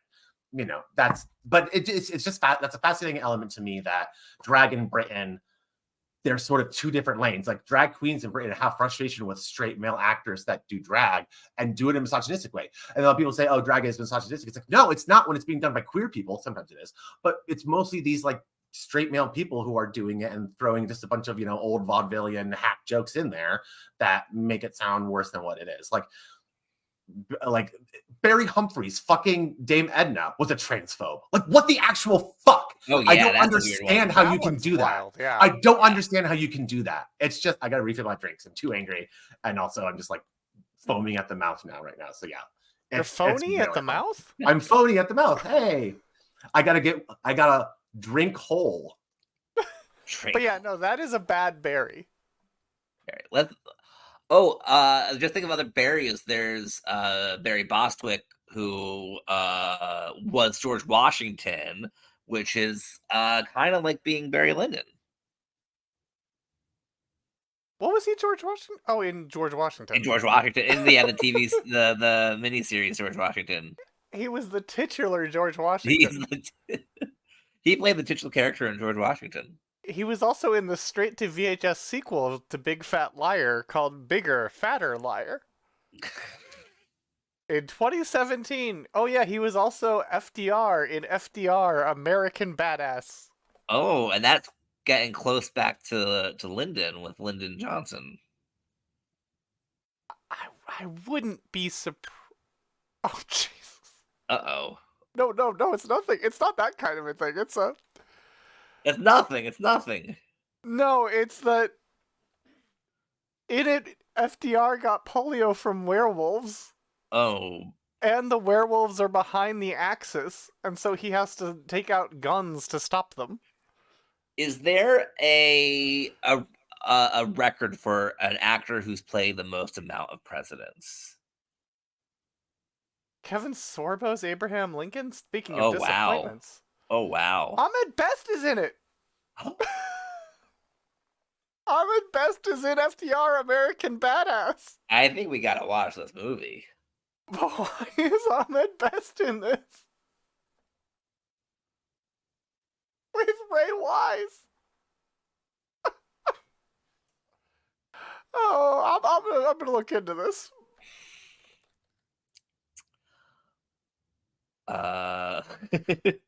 Yeah, Twin Peaks having a crossover with FDR, American Badass.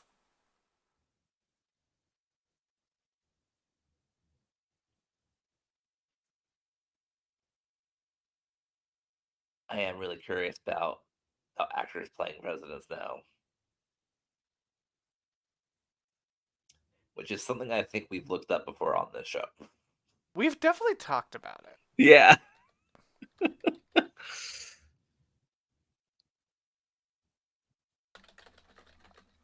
let's see. I'm Googling. Okay. List of actors who have played the President of the United States. Oh, no. That is... Well... okay, this isn't grouped the way I would want it. It's grouped by president, Okay. not by actor. And it's notably incomplete. Oh, no, those are documentaries, yeah, films. I'm There we go. I'm pretty sure we've been on this Wikipedia page before. Oh, I'm sure we have. Oh, he was in George Washington and George Washington 2. Electric Boogaloo. The Forging of a Nation. Huh. It's always fun seeing which presidents get, like, a lot of roles and which it's like, oh, okay.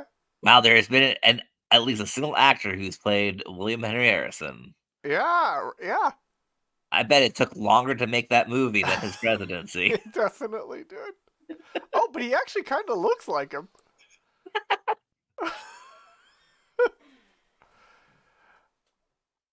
Let's see.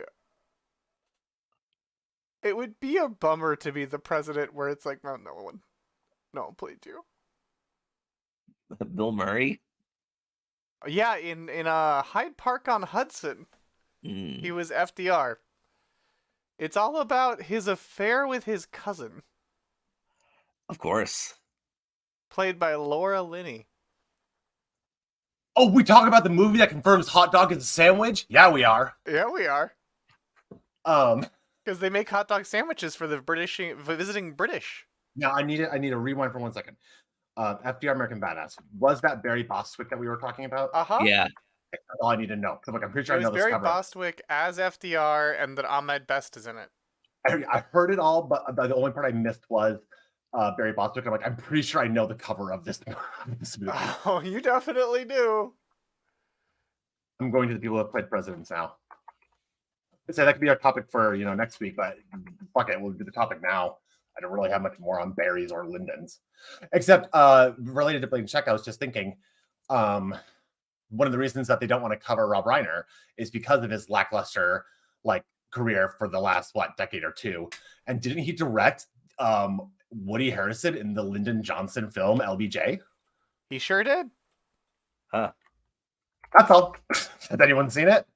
And then what's his name? Bryan Cranston. Bryan Cranston did. Well, that's different though. Bryan Cranston did a different thing that had to do with LBJ. No, but There then is the a movie. sandwich. I thought the movie was. There's LBJ with Woody Harrelson. Yeah. Then there's right. What's it called? It's 3 words, and I think it begins with all or a. I can't think of what it's called. All right, so I'm thinking of the. Or I think I don't know. I feel like I know what you're thinking of. You are right in your head. There is a film that is him being LBJ, and it is called. I think it was a TV movie. Maybe that's why I'm struggling finding it. Yeah, I think. Is it called All the Way? Oh, that's probably. Jingle All the Way? It's probably Jingle All the Way. Also, All the Way. No, that is what it's called. It's called All the Way, 2016 Yeah. television film. There it is. Yeah, with Anthony Mackie, Melissa Leo, Frank Langella, another problematic person. Bradley Whitford was in it. He played Hubert H. Humphreys, the titular Metrodome guy. I didn't know that. And Stephen Root, back to Barry, as FBI Director J. Edgar Hoover. Yep. Also related to Clue, the bonus episode that came out for Not a Hate Watch. It has returned momentarily, along with dropped episodes of She's an Actress, Whoa, for Charlize Theron. I missed that this was directed by Jay Roach. Yep, and who then is directing the last Charlize Theron movie we're watching, Bombshell, in our list. Oh yeah, I always forget about that later career pivot away from Austin Powers. Yeah, I have to say, Elizabeth Queen Elizabeth, of course, she's the new Helen Mirren. Yes, I thought when I saw Olivia Colman playing a queen, I thought we were going to talk about The Favorite. Completely different, but yeah. Oh my god, I love The Favorite. Yeah, look at this. Oh, I tried watching this. It's unwatchable. I could not believe it got nominated. Yeah. I could not believe it's one of the worst films I think that's been nominated for Best Picture ? I don't remember. It's bad. It's just the structure of it is bad, and every single actor is giving like sorry, I'm gonna have to go here. Mad TV level performances of the presidents. Yeah, Robin Williams is Dwight Eisenhower. Alan Rickman is Ronald Reagan? Yeah. What? Like, these Alan are good Rickman- actors, Alan and none of them are Rickman. good in this. Robin As Williams Ronald Reagan. also has played Teddy Roosevelt. Liev Schreiber as Lyndon Johnson. That's right. He's played Sabretooth and Lyndon Johnson. Mm-hmm. The saber tooth of the Senate. Also multiple presidents played by X-Men alum. Yes. Because James Marsden's Jack Kennedy. Mm-hmm. Just a little Lyndon Johnson Jane fact. Fonda is Nancy Reagan. At the power play, Lyndon Johnson would hold meetings while he was taking shits. Yep. He just would like go to the bathroom and just like start going, and then just be yelling from the other room, like, "So what are we doing? So you said we're doing this, boys?" And it's like, okay. He also peed on his Secret Service agents sometimes. But that's because he thought it was funny. Basically, they okay. elected a frat guy got into the presidency, and actually didn't apparently do that terrible. And now someone coming in to tell me all the things that Lyndon Johnson. I mean, anything with Vietnam is fucked. So to no clarify, matter what president, he didn't intentionally pee on the Secret Service Oh, agent. Wind blew it on the leg, and he said, "Sir, you're peeing on me." And then LBJ said, "I know, that's my prerogative." When the president pees on you, it isn't pee. He also named his penis. There was something I was just thinking of that would be a great Frost-Nixon combination recently of something that came up, and I can't think of what it was. Okay, go ahead. Sorry. I'm just trying to talk it out to see if it would come to me. LBJ named his penis. What's confusing is he also named it Ladybird. Just a side note, if you go to the Smithsonian, they have the inauguration dresses of all the presidents, first ladies on hand, and I'm guessing the suit for vice first gentleman Douglas, I can't remember his last name, Kamala's partner, but yeah, they're really fascinating to see up there. If you're a nerd like me who just is like wants to see costuming of real life. That's right. You can see the costuming. Here's the better photo. You can see the suit worn by the real version of this pair from The Butler. I mean, Jane Fonda. Okay, actually, yeah, I forgot how much they did a good job of making him look like it. The acting was what was poorly. It's not poorly. It's not the word I'm thinking of, but it's not. Anyways. No, they look the part. Yeah. I mean, I'm sure Jane Fonda's great in it. Like, she was, if I remember right, she was fine. I don't think they gave Nancy that much. That's the other thing. Yeah, like it doesn't seem like Nancy would get a ton to do. I had to watch so many Reagan speeches because I directed a play called Other Desert Cities, which has a stand-in for like a Reagan and a Nancy type person. So I just was going through speeches of the eras to try and like drop quotes in that would be relevant to it on there. So I had to watch so much of this bullshit. And I'm like, he's not that great of a talker. What are people talking about? Was everyone else so goddamn shitty that he seemed charismatic in comparison? Because he's not. Like, oh, well, you know. It's like fucking weak ass grandpa jokes and then bombing, fucking Central American countries and doing coups. I'm just saying he wouldn't even get a hype train if he had to exist in the Twitch era. No, literally not. I mean, when you're running, I guess, Mondale and Dukakis, what are you going to do? And I wasn't around. I'm just making the jokes that lame TV shows hosts were. So tune in next week where we talk about Ronald Reagan versus Ronald McDonald. Ronald Reagan versus the world. Reagan versus Gun Ray. Ronald Reagan. Ray versus Gun. I can talk about the Des Moines local shop Ray Gun, which is like it's become a regional thing for like tourists. Everybody loves Ray Gun. Mm-hmm. Everybody loves Ray Gun. Oh my God. But it has to be spelled Ray Gun, not R-E-A-G. Yeah. Oh, I'm not putting a promo that says everybody loves Reagan's last name. Yeah. I'm not asking for that. Unless here's the only way you can do it. You put a picture of The Exorcist on it. Exorcist. Yep. That's the only way to get around it. But I would much rather do ray gun. But then they might Pew, think pew. that you're making fun of Reagan with that image. You make it The Exorcist, but put his head on it, and he's the one spewing. Yeah. And then if your character, here's what you got to do, political character, but then the vomit has a word on it and it says lies. That way the audience knows that she's spitting lies out of his mouth. Just like Here we go. He was. Rotten Ronnie versus Rotten Tomatoes. Oh my God. We should go. Do you know what? It would be fun to go through lists of films that have gotten a 0 on either cinema scores or like an F on cinema scores or a 0 in Rotten Tomatoes and selectively see which ones we've all seen and if they actually deserve that ranking or not.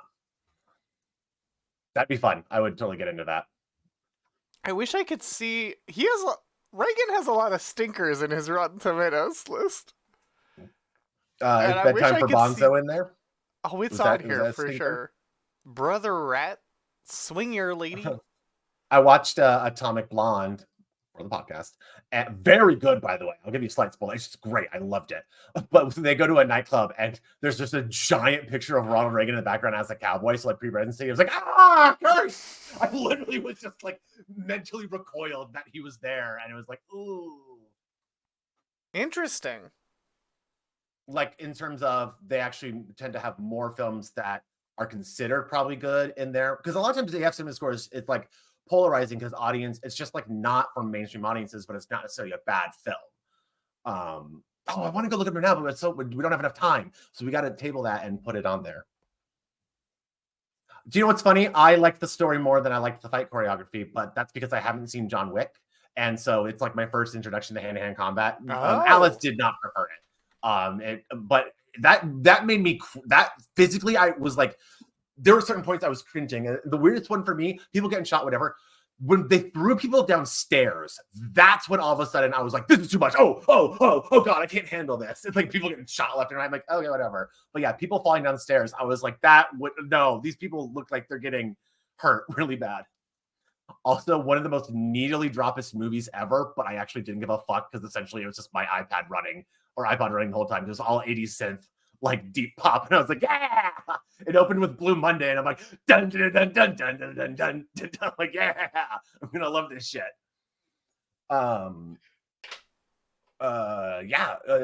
Any berries and Lyndons? We got some more. There's a lot of berries out there. I feel like we haven't plumbed the depth of the berry yet. I mean, we haven't talked about Barry Williams at all. Oh my God! And his work on the variety show, we got to name the Brady Bunch. The Brady Bunch Hour. And a lot of reality TV from when I was a teenager. Yeah, the Berenstain Bears. I mean, honestly, I like it. Whenever I hear the word Barry, I hear it in a very specific way that I need to. I think it's this scene. I just want generic Barry. There we go. Apparently, it's some person's name who's dancing Barry. Barry, a French film. Okay, Barry, here we go. I always think of Resident Evil and its iconic voice acting. Jill Sandwich. Jill? Is that you, Jill? What happened? Barry, help me, please. The door will open. Quick! Stay away from the door, Jill. I'm gonna kick this door down. Hurry! This way! Oh, Barry! That was too close. You were almost a Jill sandwich. You're right. Barry, thanks for saving my life. Barry, that's pretty good. But Barry, didn't you say you're going back to the dining room to do some research?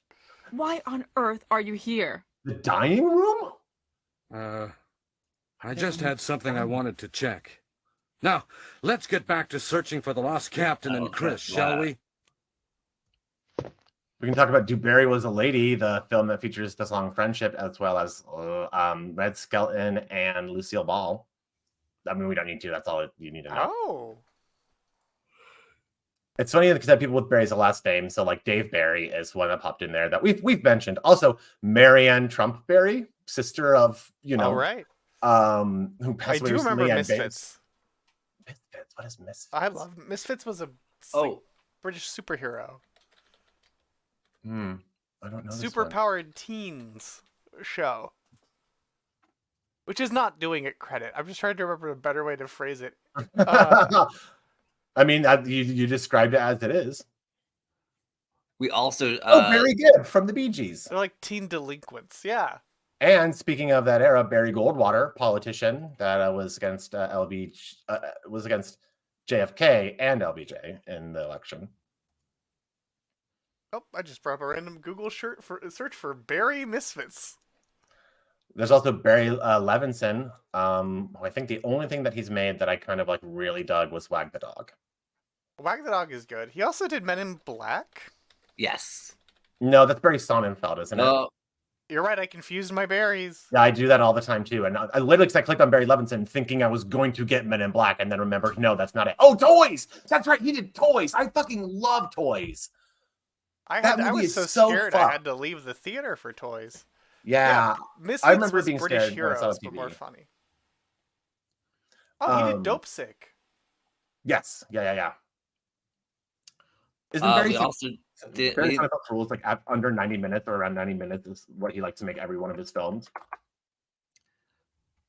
We didn't talk on here how this topic for tonight ended up becoming more relevant because I guess we caused Ryan O'Neal to die. Oh yeah. Yes, we didn't even mention that. Yeah, it cost him. Yes, it was like 2 days later. I sent the link to our group, and we didn't have any comment. We were just like, yep.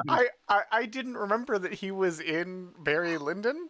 So you just were like, why was this being sent? You're like, oh, okay. I guess Missy meant to send this to someone else. Nope, Missy didn't. I didn't want to say because I immediately thought I did that.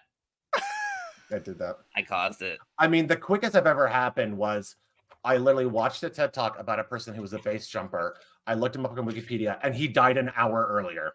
Oh, geez. And the second time that I did it was I listened to the Gilbert Gottfried podcast for the first time. By the time I was done finishing it, I went onto Twitter to see more about it, and he had died. It was really odd. So I basically started listening to his podcast like posthumously, except for one episode. Weird.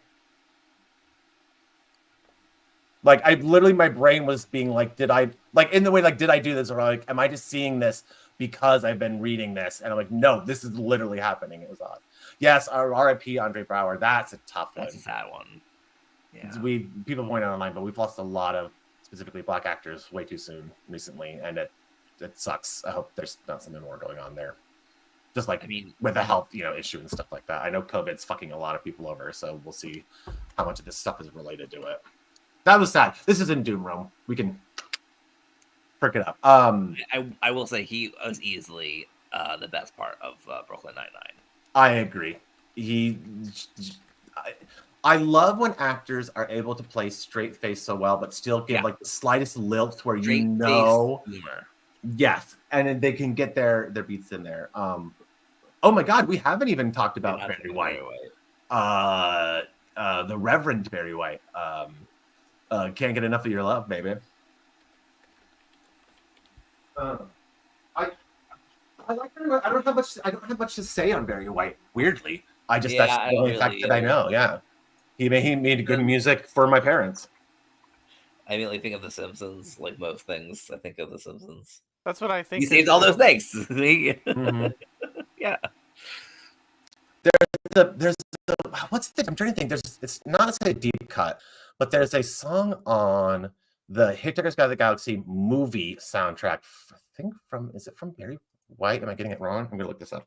Apparently, Angry Barry is a side-scrolling game where you play as Obama. Oh. And now what's weird is it's not even the only one. I didn't even think about that. Very Newsground kind of thing. It looks like it was for Xbox, but it doesn't look good. I didn't even think about how Barry v. Lyndon could be about Obama versus LBJ. Oh, we didn't think about that. Both Democrats. Would LBJ have played JFK Reloaded? I don't know. Where is the soundtrack for this? I want to figure that out. Sorry. Because there was only like 2 actual songs on the soundtrack that were like just created by the composer for it.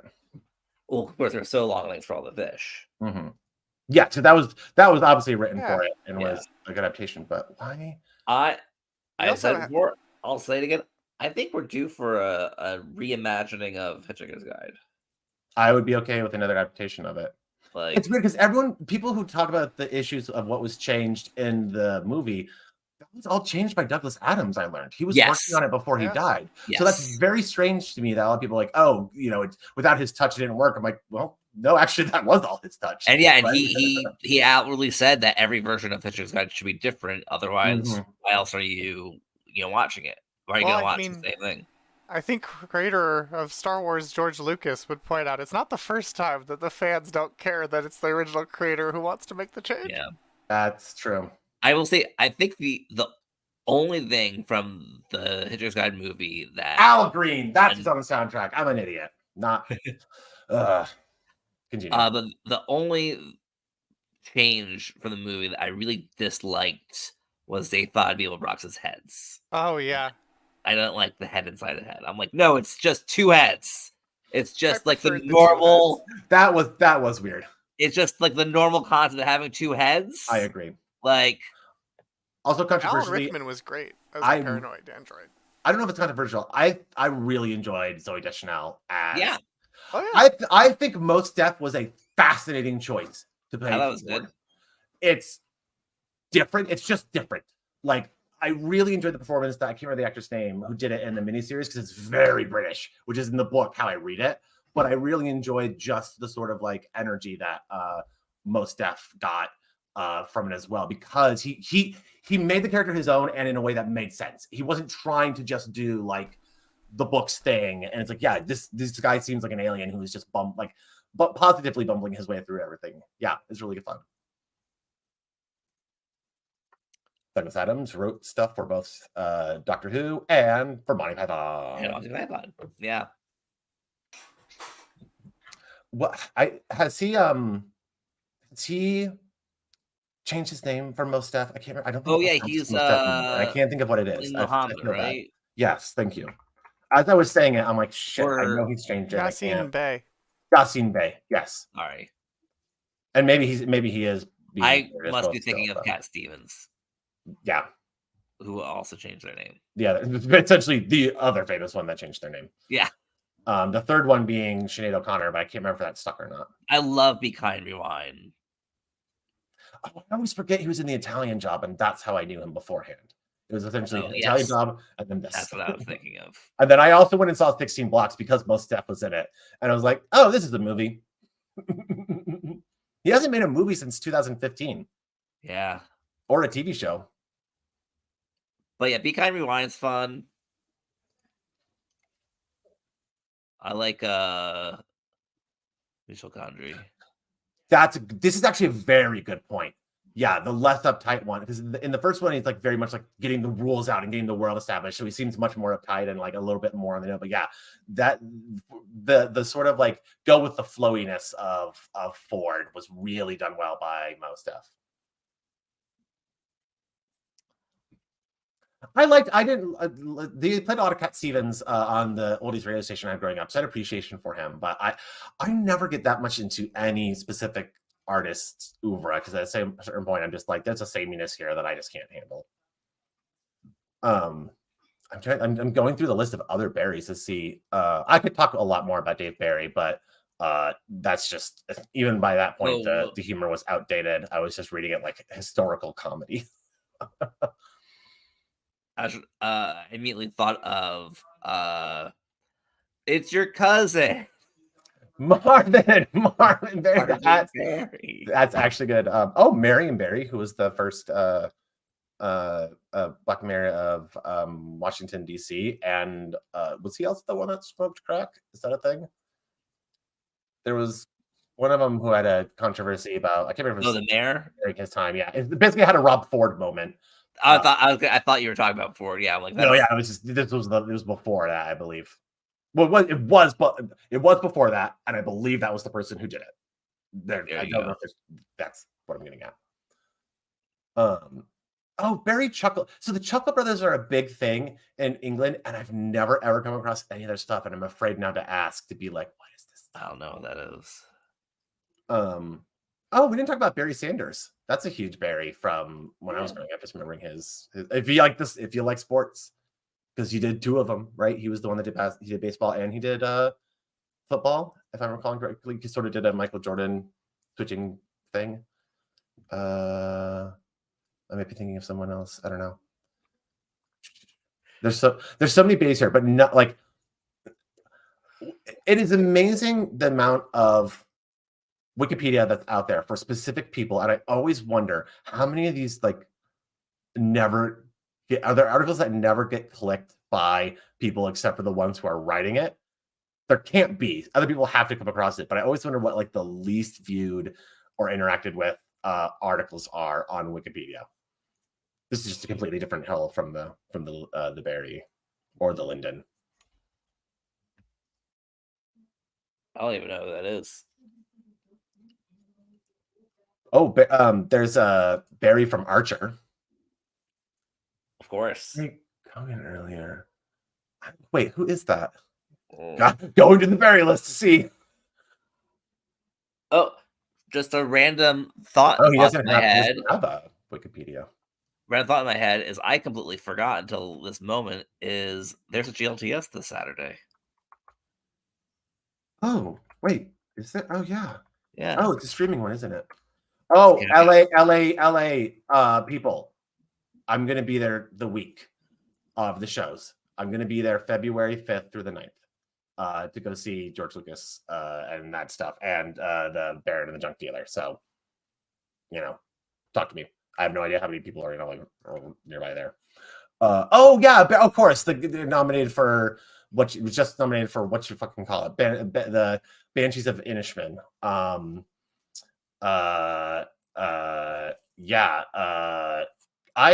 McDonough. That's a whole thing. We'd have to get into it. The Barry and the Junk Dealer. Nice. Yeah, unfortunately, it's if I had someone in San Francisco that would be willing to give me a place to stay for a week, unlike I'm getting in LA, then I would have maybe tried to work harder to get that. But when I'm being offered free stay in LA, it's a little bit easier to make that decision. Plus, I'm going to go to Universal for the first time. I wonder if there's any Barrys in Universal. Hey, Universal, do you want to make a Barry Lyndon walk-around character? I think Warner Brothers is the one that owns the Barry Lyndon, but either way. Yeah. I guess Warner Brothers is giving all their properties to lease out by Comcast. Is Barry Lyndon in the background in Space Jam 2? He has to be. I think not only Barry Lyndon, but the Chevy. If the Clockwork Orange, here's the reality: if the Clockwork Orange people are in the background, then yes, Barry Lyndon is in that scene. Somewhere there. But the problem is he's in the back fucking off, and he's not like paying attention. He actually isn't watching it. He's trying to. He's hard to see because he's the only character who's in natural lighting. That's pretty good. I was trying to think of any character that he could try to. He Catwoman. He's probably trying to chat up Catwoman in the back, and seduce her somehow with his aloofness. Because there's nothing sexier. Here's what we're gonna wrap it back. There's nothing sexier than a man who can bullshit his way with absolutely no charisma whatsoever and get all the ladies. That's pretty funny. To be fair, Barry Lyndon does sound like something that an AI rhythm would get. Oh yes, it's a novel that features an unreliable narrator that's about a man who does all of these historical things, and you're like, okay, so he's like a Forrest Gump of his time. Sure. Make a Barry Lyndon sequel where he is just Forrest Gump.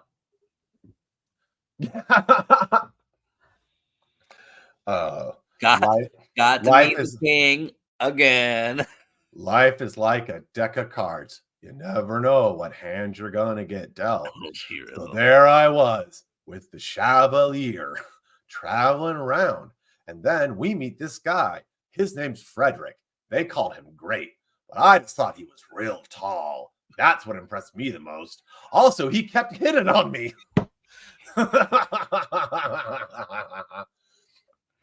Frederick, great gay boy. Unfortunately, German monarchs who were homosexual don't have a great chance of surviving long as Ludwig II, the Mad King, and the Fairy King is what they called him, literally, because he was obsessed with fairies. That was just the thing he was obsessed with, weirdly, and that's why he wanted to make his castles, is for all that. I don't think I've seen anything with Barry Keoghan in it. I'm trying to see here because I didn't see Dunkirk. I didn't see Killing the Sacred Deer, and I didn't see Banished of Inisherin because I've seen too much Martin McDonagh, and I'm just like, I get it. Everyone fucking sucks. Martin McDonagh, I understand your thesis of the world. This is going way off the tracks, but there's a composition called "The Madness of King George" by Pierre Maxwell Davies, which portrays the king going mad, and I recommend it. And also, I wanted to see it. Yeah, and there's the score for it actually is made to look like a bird in a cage, like literally the notes like of it. Literally, yeah. Like I'm gonna have to look that up sometime. Yeah, look that up right now. Right. Well, I'm looking at the Madness of King George because that's right, because it's based off the Alan Bennett play that he wrote. I'm like, I thought to myself, like, wasn't this a play or something? Yes, and then there's also a movie of it. Yeah, because it's Nigel Hawthorne, Helen Mirren, Ian Holm. It's one of those ones where he got nominated for Best Actor, and so that's why it's in the back of my head, just from nominations and stuff like that. But yeah, again, but it's also based off of the king who also just went mad. Oh yeah, no, it's a great. Did it's a somebody great say madness? It's Fluval. It's me, Fluval. The show regenerating at this moment. It's changing. It's still the Radio Free Multiverse, but we're no longer going to be missed calls. We're going to have a different face. The face of Fluval and Intern Pissy. How are you two? Or Intern Cyber person? Cyber Man? What are we going with here? Thank you, King Klon, for destroying that planet. Ooh, a TARDIS.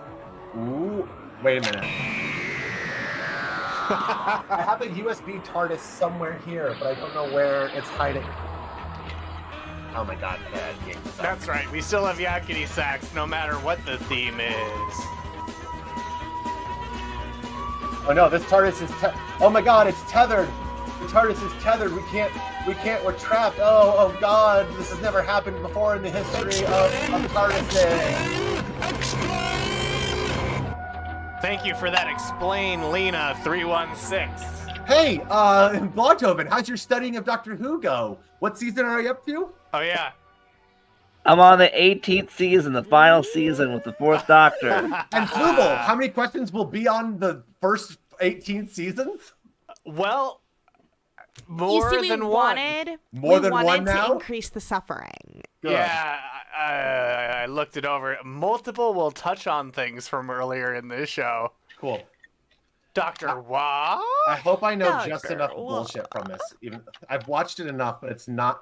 There was a time where I was obsessed with Doctor Who, and then I realized, being obsessed about this isn't the most fun. And now it's like so much of it has faded from memory. So we'll see. How about all of you? That's because they changed the timeline. And Are you ready out there? This is gonna be a fun trivia. You should all stick around for it. No one ever asks Dr. Why. No one ever asked Dr. Why. Dr. How. Dr. If. Dear denizens of Missed Calls, tell us, Yes. have we decided what is our topic for next week? You danced around Reagan. Do we do Everybody Loves Ray Gun? I think so. Well, and then should we do December 27th as the Missed Calls with the Former Randoms post-holiday special? You think leaning into it as a post-holiday special rather than as the Reagan versus Raygun? And the 20th Reagan versus Raygun. The 27th, the Missed Calls with the Former Randoms post-holiday special. So we don't have to worry about holiday bullshit leading up to it. So that way people don't have to think about it. But then afterwards, we can celebrate the holidays when it's done. Okay. So, but our next one is Ray Gun versus Gun Ray? Is this what I'm hearing? No, Everybody Loves Ray Gun. Everybody loves Ray Gun. Yes. Love it. Love it. I mean, I'm part of everybody in that case. Exactly. I love a good ray gun. Especially when it's hitting planets dead center. Yeah, it is weird, isn't it? We always hit them dead center. It's accuracy. You shot how many planets? Like, it's just ping, ping. Ping, ping, ping. It's like this. Ping, ping, ping. Yeah. Hey, one of my favorite Welcome 1B BBR. One of my favorite Doctor Who's that I've watched is one that was animated because it was a lost one, which was the Dalek origin story. And the Daleks keep saying, "We." No, that's what they usually say. That's what they usually say.